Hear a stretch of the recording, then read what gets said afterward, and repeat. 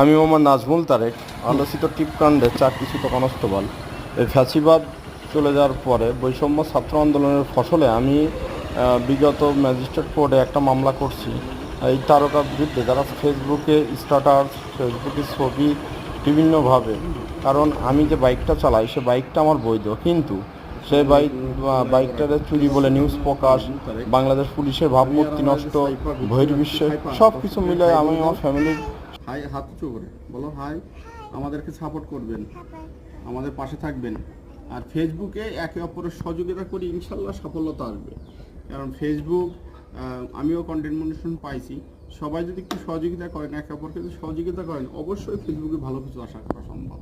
তা সবাই শেয়ার করবেন, কমেন্ট করবেন এবং রিপ্লাই কমেন্ট করবেন এবং এঙ্গেজমেন্ট বাড়ানোর চেষ্টা করবেন। এঙ্গেজমেন্ট বাড়ানোর একটা অর্থ হলো বিভিন্ন যারা কমেন্টস করে তাদের কমেন্টসের আপডেট দেওয়া বা তাদের আবার পুনরায় মানে কমেন্টস করা, এইভাবে আর কি ফেসবুক আপনাকে সফলতা অর্জন করতে অবশ্যই সহযোগিতা করবে এবং সবাই আমাদের সাথে থাকবেন ইনশাল্লাহ।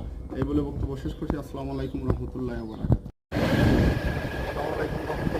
প্রিয় দর্শক, আমি নাজমুল তারেক। এই যে আমাদের চলতেছে, এখন আমরা যাচ্ছি রিয়াদুল আমাদের সাথে, আমরা একটু ঘুরতে যাচ্ছি। মার্কেটে যাবো কোথায়?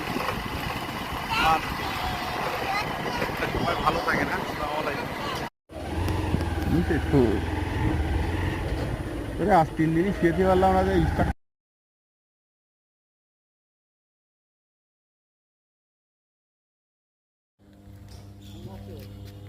ভিডিও না তোমাদের পার গিরে যাচ্ছে, তাই তো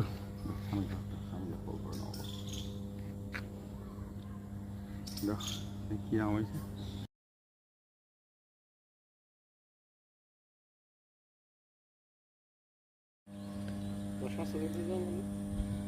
এদিকে দাও হাই। সবাই কেমন আছো? তোমার নাম কি? তোমার বাবার নাম?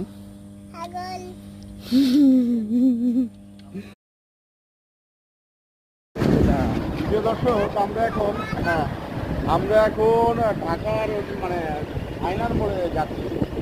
আর এটা হলো যশোর রোডের থেকে যাচ্ছি আমরা আয়নার মোড়ে। আমরা কালকে যশোরে ছিলাম, যশোর থেকে আমরা।